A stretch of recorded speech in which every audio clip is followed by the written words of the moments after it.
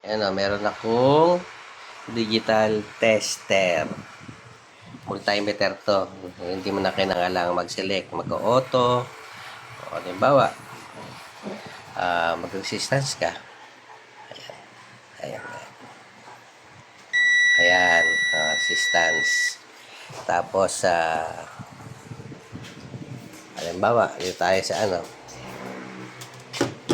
kuryente. Wala na ako select niyan, ano. Ayan. Naka-auto yan eh. Ayan. Ito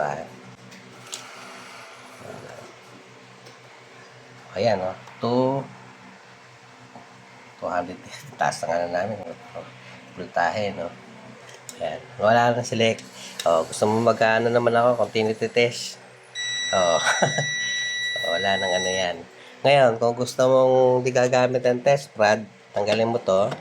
Okay, nandiyan na rin yan. Siselect mo lang din kung madetect mo kung may kuryente. Press lang tayo rito, no? Ayan.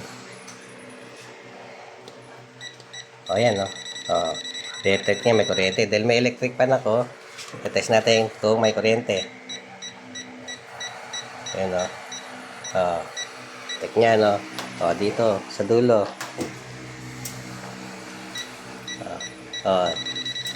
Detect niya na may supply ng kuryente. Maganda to eh. Ano pang hinihintay nyo? Bindutin na ang yellow basket. Yung green pala. At saka ito, pinakamaganda rito, makikita ninyo. Ayan pasado siya sa Quezon City. Di ba? Ayan. Home tools. Digital. Hindi ko ito masyadong ginagamit. Dahil may mga tester naman ako. Okay? Yun lang. Ang ganda, may tinapay pa.